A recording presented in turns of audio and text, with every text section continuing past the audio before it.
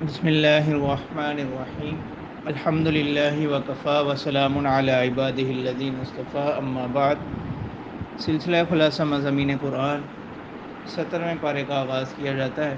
اس پارے میں کل 17 رکوع ہیں اور یہ 2 صورتوں پر مشتمل ہے۔ پہلی صورت اس پارے میں جو ہے سورۃ انبیاء، جو کہ قرآن مجید کی ترتیب کے لحاظ سے 21ویں اور نزول کے اعتبار سے 73ویں صورت ہے۔ اس صورت میں 122 آیات اور 7 رکوع ہیں۔ اس کے آغاز میں اللہ تعالیٰ فرماتے ہیں کہ قیامت عن قریب آنے والی ہے، جبکہ لوگ اس کی طرف متوجہ نہیں ہو رہے، لوگ غفلت میں ہیں۔ اس کے بعد اللہ تعالیٰ فرماتے ہیں کہ یہ جو لوگ ہیں، منکرین ہیں، وہ جب ان کے سامنے کوئی قرآنی آیت پڑھ کر سنائی جاتی ہے تو وہ اس کا مذاق اڑاتے ہیں، اور رسول سے متعلق وہ کہتے ہیں کہ یہ تو ہماری ہی طرح انسان ہے۔ تو اللہ تعالیٰ فرماتے ہیں کہ اس سے پہلے بھی جتنے انبیاء گزرے وہ سب انسانوں میں سے ہی تھے، تو جب رہنے والے انسان ہیں تو ان کی طرف ہدایت کے لیے، رہنمائی کے لیے جن کو بھیجا گیا وہ بھی انسان ہی تھے۔ اور قرآن مجید سے متعلق اللہ تعالیٰ فرماتے ہیں کہ ایک ایسی کتاب ہے اس میں تمہارا ذکر موجود ہے، تو تم کیوں عقل نہیں رکھتے، کیوں شعور نہیں رکھتے؟ یعنی اگر تم اس کو بغور پڑھو، اس کا مطالعہ کرو، تو اس میں تمہارا تذکرہ موجود ہے، تمہارے سے متعلق اس میں تعلیمات ہیں۔ پھر اللہ تعالیٰ فرماتے ہیں کہ ان سے پہلے بھی ہم نے ایسی باتوں کی وجہ سے کتنی ہی قوموں کو ہلاک کیا، اور اللہ تعالیٰ پھر فرماتے ہیں کہ زمین و آسمان کو ہم نے بے مقصد نہیں بنایا، ان کو ہم نے ایک مقصد کے تحت بنایا ہے، اور جو کچھ آسمان و زمین میں ہے وہ اللہ ہی کے لیے ہے۔ پھر اللہ تعالیٰ توحید کے اوپر ایک دلیل ذکر فرماتے ہیں کہ اگر زمین میں ایک سے زیادہ معبود ہوتے، ایک سے زیادہ الہ ہوتے، تو زمین و آسمان کا نظام خراب ہو جاتا۔ تو لہٰذا زمین و آسمان کا جو نظام ایک ترتیب کے ساتھ چل رہا ہے، یہ بھی بہت بڑی دلیل ہے اس بات کی کہ اس سارے نظام کو چلانے والی ایک ذات موجود ہے، اور وہ واحد و یکتا ذات اللہ تعالیٰ کی ہے، اور اسی چیز کی دعوت تمام انبیاء نے دی۔ پھر اللہ تعالیٰ فرماتے ہیں کہ کیا ان لوگوں نے نہیں دیکھا کہ زمین و آسمان اپنی تخلیق سے پہلے بند تھے، ملے ہوئے تھے، ہم نے ان کو کھول دیا، الگ الگ کر دیا۔ اسی طرح ہر چیز کو ہم نے پانی سے پیدا کیا، زمین میں ہم نے پہاڑ بنائے، راستے بنائے، آسمان کو ہم نے ایک بلند چھت بنایا بغیر ستونوں کے وہ کھڑا ہے، اور وہی ذات ہے جس نے رات دن، سورج چاند بنائے، ہر ایک اپنے اپنے وقت کے مطابق چل رہے ہیں۔ اور اللہ تعالیٰ فرماتے ہیں کہ یہ جو منکرین ہیں، مخالفین ہیں، وہ کہتے ہیں کہ اگر آپ پیغمبر ہیں تو انسان کیوں ہیں، پھر آپ دنیا سے پردہ کیوں فرمائیں گے؟ تو اللہ تعالیٰ فرماتے ہیں کہ موت ایک اٹل حقیقت ہے، دنیا میں جو بھی آیا ہے وہ ہمیشہ نہیں رہتا۔ اور اللہ تعالیٰ فرماتے ہیں کہ یہ لوگ آپ سے جلدی مطالبہ کرتے ہیں عذاب کا، اور پوچھتے ہیں کہ یہ وعدہ کب پورا ہوگا اگر آپ واقعی سچے ہیں۔ تو اللہ تعالیٰ فرماتے ہیں کہ ان سے کہہ دیجئے کہ وہ اچانک تم پر آئے گا، اور تم سے پہلے بھی جن لوگوں نے رسولوں کے ساتھ مذاق کیا ان پر ہمارا عذاب آیا۔ البتہ دنیا میں چند روزہ ہم سب کو مہلت دیتے ہیں، اس کا یہ مطلب نہیں ہے کہ وہ ہمیں عاجز کر دیں گے۔ اللہ تعالیٰ فرماتے ہیں کہ قیامت کے دن ہم ہر شخص کے لیے اس کا نامہ اعمال قائم کریں گے، اور اس روز کسی کا ذرہ برابر بھی کوئی عمل وہ کم نہیں کیا جائے گا، جو بھی ہوگا وہ اس کے سامنے آ جائے گا۔ پھر اس صورت میں اللہ تعالیٰ انبیاء کے قصے ذکر فرما رہے ہیں۔ سب سے پہلے حضرت موسیٰ اور ہارون کا ذکر کیا کہ ہم نے ان کو فرقان اور ذکر یعنی تورات عطا کی۔ پھر حضرت ابراہیم علیہ السلام کا تذکرہ فرماتے ہیں کہ ہم نے ان کو خاص فہم اور نبوت عطا کی کہ انہوں نے جب اپنے والد اور اپنی قوم سے کہا کہ یہ کیا مورتیاں ہیں کہ جن پر تم جمے بیٹھے رہتے ہو، یعنی اللہ کو چھوڑ کر ان معبودوں کے پیچھے لگے ہو، تو انہوں نے کہا کہ ہم نے اپنے آباء و اجداد کو ایسے ہی کرتے دیکھا ہے۔ تو حضرت ابراہیم علیہ السلام نے فرمایا کہ پھر تو وہ بھی اور تم بھی گمراہی پر ہو۔ تو ایک روز ایسا ہوا کہ حضرت ابراہیم علیہ السلام نے تمام بت ان کے توڑ دیے، اور ایک بڑے بت کے کندھے پر کلہاڑا رکھ دی، تو جب یہ لوگ آئے، انہوں نے دیکھا تو حضرت ابراہیم علیہ السلام کے متعلق ان کو شک تھا، انہوں نے ان کو بلایا تو حضرت ابراہیم علیہ السلام نے فرمایا کہ ان میں سے جو بڑا ہے اس نے یہ سب کیا۔ انہوں نے کہا کہ یہ کیسے ممکن ہے؟ پھر حضرت ابراہیم علیہ السلام نے کہا کہ یہی بات میں تم کو سمجھاتا ہوں کہ یہ کیسے تمہیں کوئی نفع پہنچا سکتے ہیں، کیسے تمہیں کوئی نقصان پہنچا سکتے ہیں جو خود اپنی حفاظت پر بھی قدرت نہیں رکھتے۔ لیکن یہ لوگ نہ سمجھے اور انہوں نے کہا کہ ایک آگ جلاؤ اور اس میں ابراہیم علیہ السلام کو ڈال دو۔ تو اللہ تعالیٰ فرماتے ہیں کہ ہم نے اپنی جانب سے رحمت کی، مہربانی ہوئی اور وہ آگ سلامتی والی اور ٹھنڈی ہو گئی، اور ہم نے اس طرح ان کی تدبیروں کو ناکام بنا دیا۔ اور ابراہیم علیہ السلام کو ہم نے اسحاق عطا کیے، یعقوب عطا کیے جو ان کے پوتے ہیں۔ اور اللہ تعالیٰ فرماتے ہیں کہ ان تمام لوگوں کو ہم نے لوگوں کے لیے پیشوا بنایا، رہنما بنایا۔ اسی طرح حضرت لوط علیہ السلام کا قصہ ذکر کیا جاتا ہے، یہ حضرت ابراہیم علیہ السلام کے بھتیجے تھے۔ ان کو ایک قوم کی طرف نبی بنا کر بھیجا۔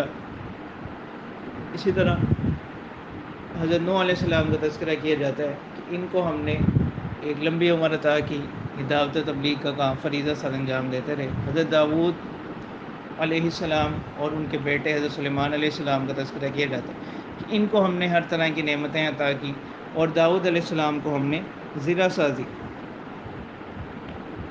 کی صنعت بھی سکھلائی کہ وہ زرہیں بنایا کرتے تھے لوہے سے۔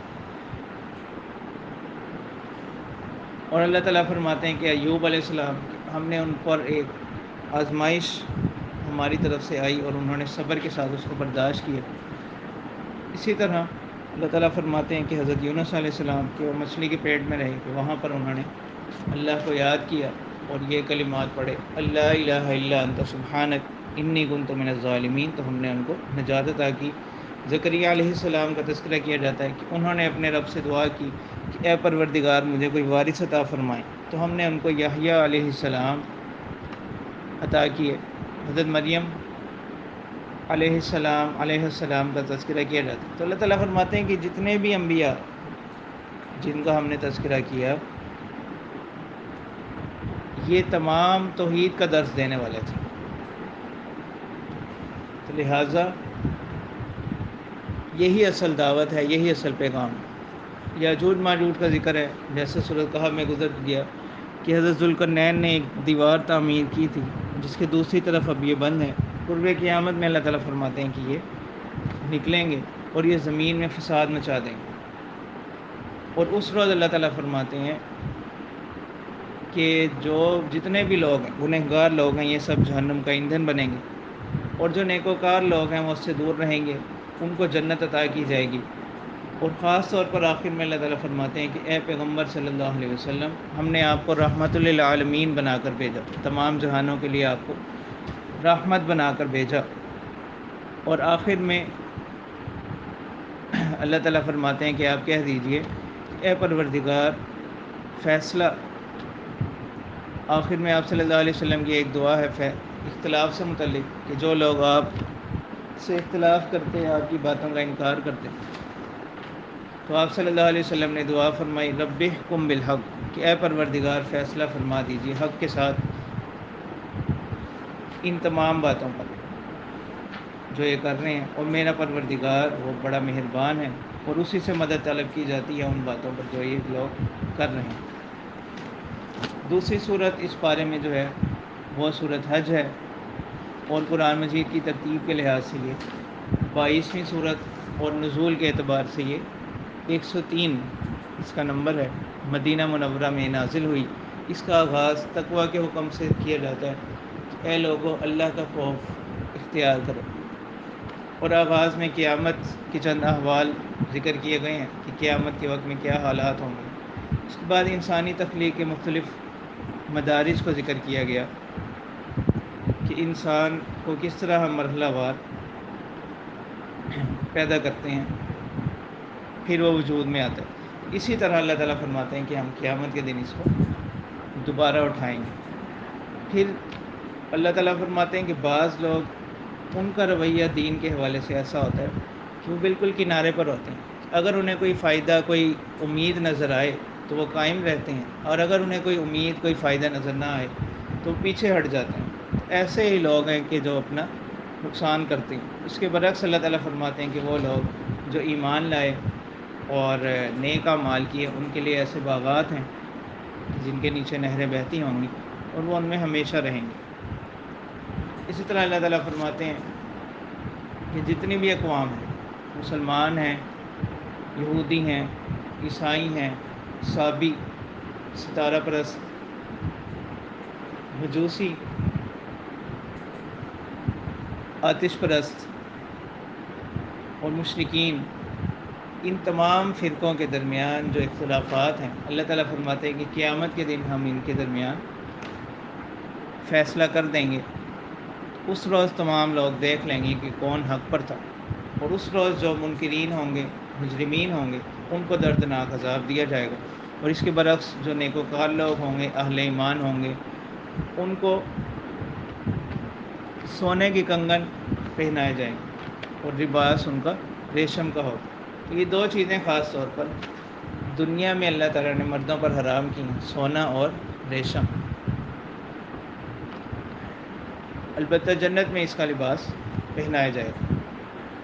پھر اللہ تعالیٰ حج کا تذکرہ فرماتے ہیں کہ ہم نے ابراہیم علیہ السلام کو ٹھکانہ دیا بیت اللہ کے قریب، اور حکم دیا کہ میرے ساتھ کسی چیز کو شریک نہ ٹھہراؤ اور میرے گھر کو پاک رکھو، پاکیزہ بناؤ، طواف کرنے والوں کے لیے، قیام کرنے والوں کے لیے، رکوع سجدہ کرنے والوں کے لیے، اور لوگوں میں اعلان کر دو حج کا. لوگوں میں حج کا اعلان کرو. تو روایات میں آتا ہے کہ ہر وہ جس کے نصیب میں اللہ تعالیٰ نے حج لکھا تھا، انہوں نے ابراہیم علیہ السلام کے اس اعلان پر ارواح نے لبیک کہا.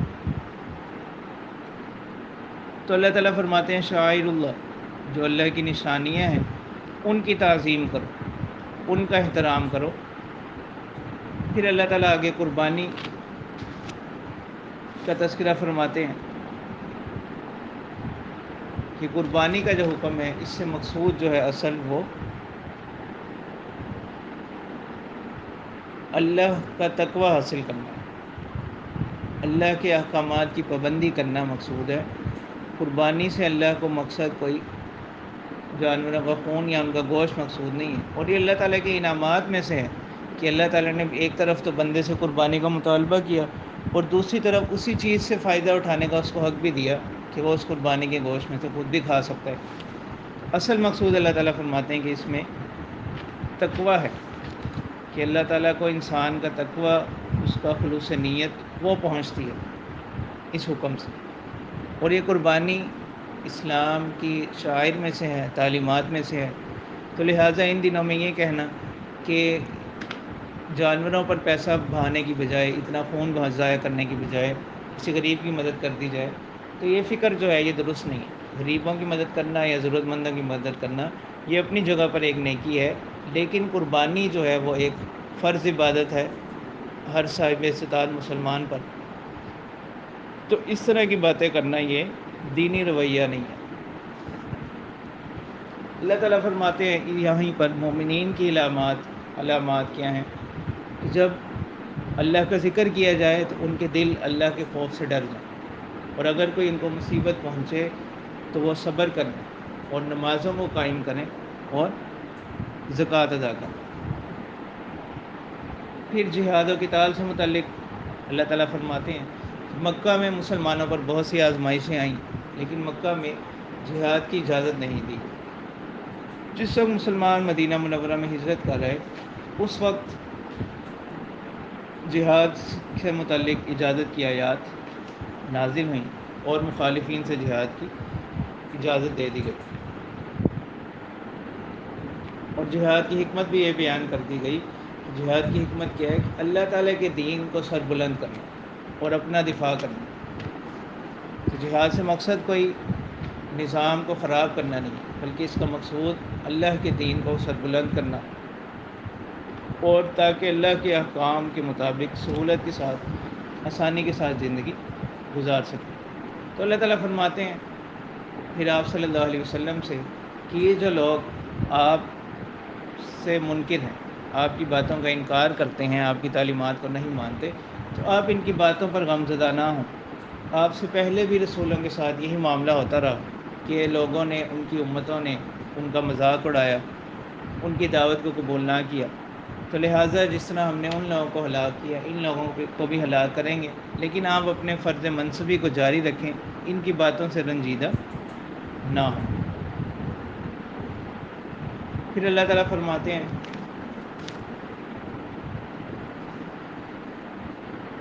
کہ وہ لوگ جو اللہ کی راہ میں ہجرت کرنے والے لوگ ہیں ان کے لیے بڑا اجر ہے۔ پھر زمین و آسمان اور رات دن کی تخلیق کا بیان ہے کہ اس میں اللہ کی نشانیاں ہیں کہ اللہ تعالیٰ نے زمین و آسمان بنائے، رات دن بنائے، اور پھر جو چیزیں ہیں ان کو انسان کے لیے مسخر کر دیا کہ ایک بڑی کشتی، اس کو انسان چلا رہا ہے پانی میں، پانی کی لہروں پر اس کو چلا رہا ہے، اللہ تعالیٰ نے اس کو قدرت دے دی اور اس کو اس کے لیے مسخر بنا دیا۔ تو اللہ تعالیٰ فرماتے ہیں کہ وہ لوگ جو اللہ کو چھوڑ کر اور معبودوں کی پرستش میں لگے ہوئے ہیں، ان کے پاس اس پر کوئی دلیل نہیں ہے۔ پھر اللہ تعالیٰ اس کو ایک مثال دیتے ہیں کہ وہ لوگ جو اللہ کے علاوہ دیگر معبودین کو پکارتے ہیں، ان کی مثال ایسے ہی ہے کہ یہ لوگ ایک مکھی بھی پیدا نہیں کر سکتے اگرچہ سب اکٹھے ہو جائیں، بلکہ اس سے بھی بڑھ کر یہ تو اس قدر کمزور ہیں، اگر مکھی ان سے کوئی چیز چھین لے تو یہ اس سے واپس بھی نہیں لے سکتے۔ تو اللہ تعالیٰ فرماتے ہیں کہ اللہ تعالیٰ کی ذات تو وہ ہے جو سمیع بصیر ہے، سننے والی ہے، دیکھنے والی ہے، اور وہ تمہارے سب اعمال سے باخبر ہے۔ لہٰذا تم کیا کرو، نمازیں پڑھو، اللہ کی عبادت کرو، اللہ کی راہ میں جہاد کرو۔ اللہ تعالیٰ نے تم لوگوں کو منتخب کر لیا اپنے دین کے لیے، ملت ابراہیمی کے لیے، اور اسی نے تمہارا نام مسلمین رکھا۔